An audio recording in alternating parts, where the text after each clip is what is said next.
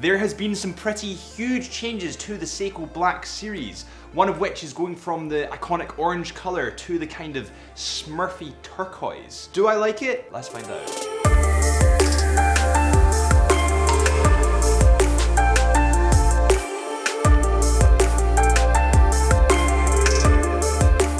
Welcome back to Time on the Wrist at Chisholm Hunter. My name is Harrison, as always, and today we have the Seiko Black Series. We have all three models, which is really exciting because normally we only get one. What we will do today is go over each model individually. We'll talk about all the specs that you need to know, but something that is present on each individual model is that new smurfy colour. It's kind of more blue than it is green, and there's a couple of interesting points about this colour. One is that it kind of follows a trend, and that trend is the Tiffany blue colour. I'm a fan of this trend. I know that there's mixed reviews about it, but I think it's a really interesting colour and it stands out against that black. The next is that the loom, which is that kind of smurfy colour, almost looks bright even though it's not dark. It looks like it's luminescent even when it's not, and that's cool. Now, I do know that this permanent loom look is kind of a grey area and a lot of people hate it or love it.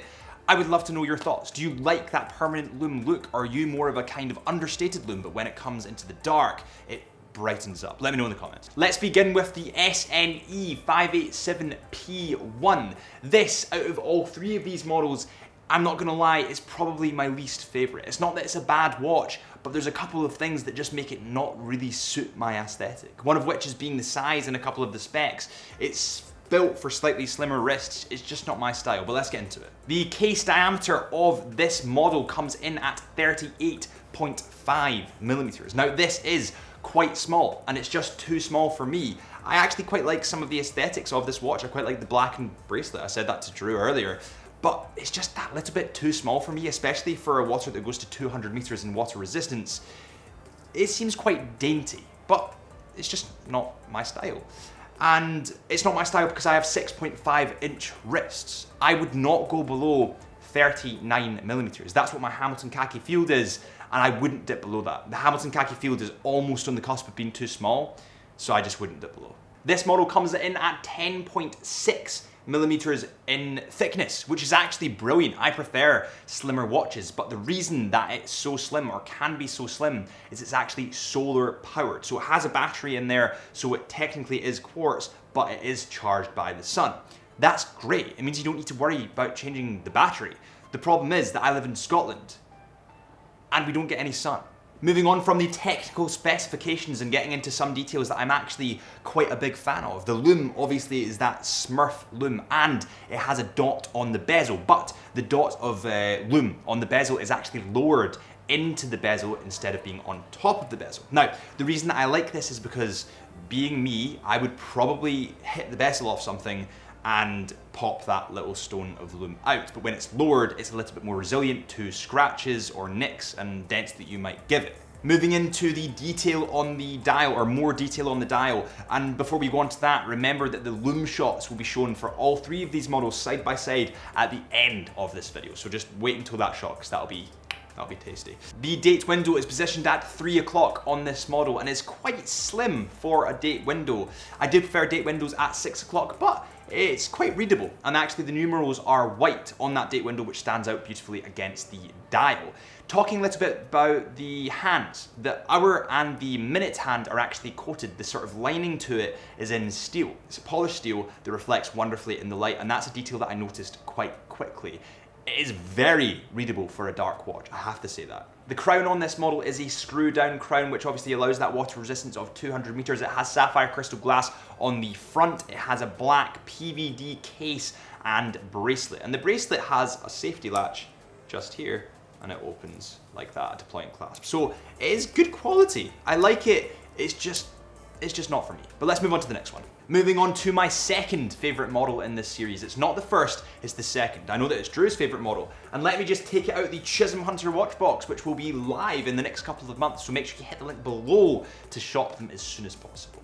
Next up is the SRPH97K1. This is a very big, bulky watch, but it is quite good looking. And black does kind of camouflage size. When I go away on my summer holidays and I'm eating a little bit too much, I might put on a black t-shirt, cover up my belly fat. Being a little bit more chunky, this model comes in at 43.8 millimeters in diameter, so it's almost 44 millimeters in diameter.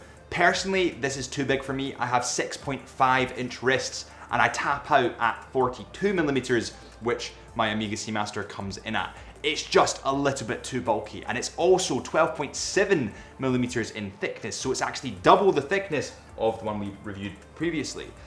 It's just that little bit too big, but I like the design.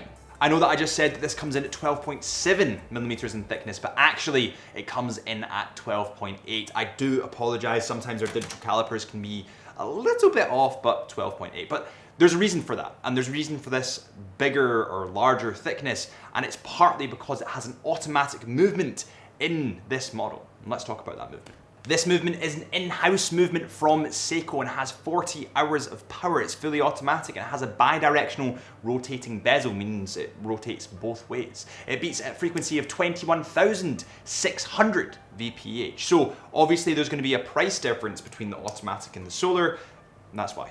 This model comes with a screw down crown, which allows it a water resistance of 200 meters. It has sapphire crystal glass and a rubber strap, and I actually prefer the rubber strap to the black PVD bracelet that we can see here. But one thing that I do need to say is that the bezel is quite difficult to turn in comparison to the previous incumbent that we just reviewed.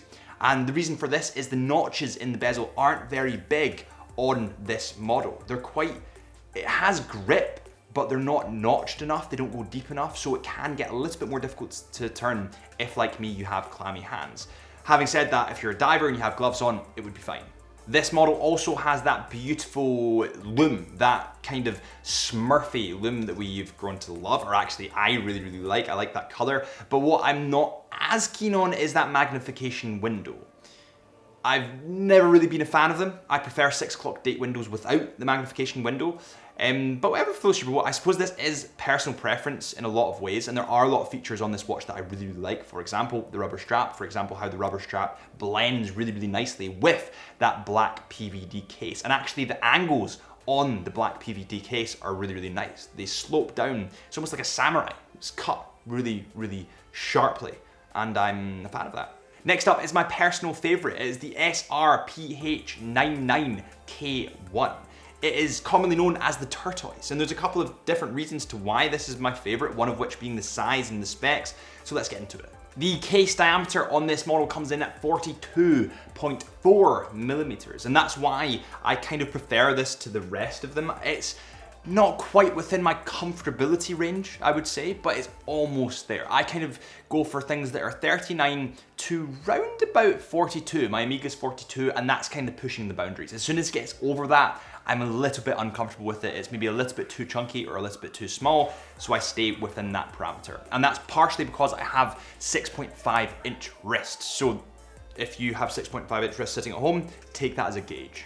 The thickness of this model comes in at 11.7 millimeters in, well, thickness. And that's actually a little bit slimmer than I was expecting. And actually from a side profile, it does look quite slim. You can see the case kind of comes down a bit further under the case.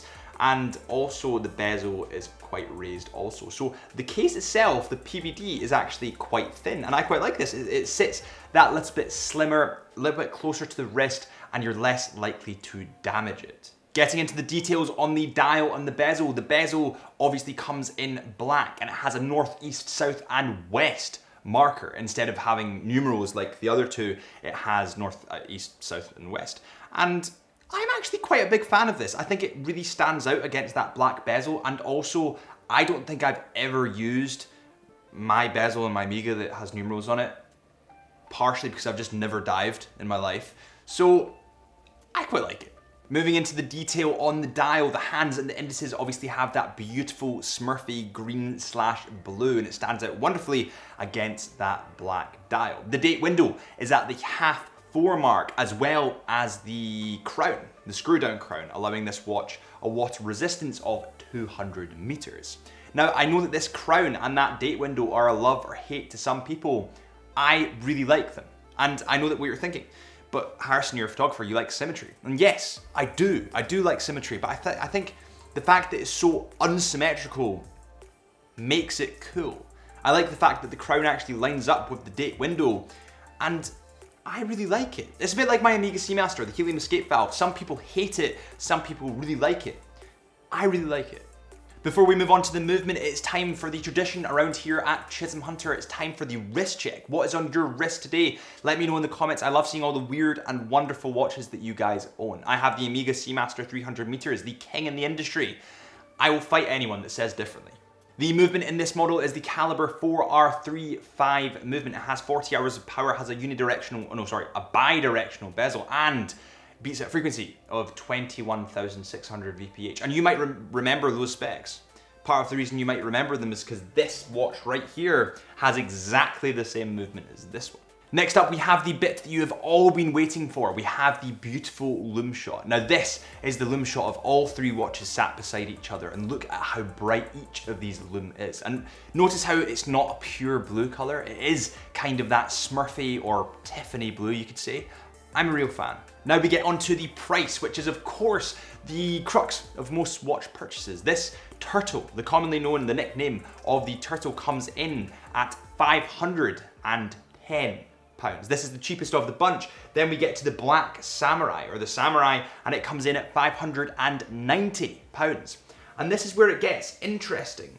The Solar comes in at £550, the one with the full black PVD bracelet. And what's interesting about that is that the Solar actually costs more than the Turtle, even though the Turtle has an automatic movement, a fully automatic movement, the same as the Samurai. I found that quite interesting. Normally quartz watches or battery operated watches are a lot cheaper, but I suppose the solar technology is pretty advanced. It's give and take. If you've enjoyed this video, please hit this subscribe button to join the Chisholm Hunter watch community. We have tons of exciting giveaways coming up, and we upload every Thursday and Sunday, so you've always got a video to look forward to. My name is Harrison, this is the Chisholm Hunter channel. Thank you so much for watching, and I'll see you next time.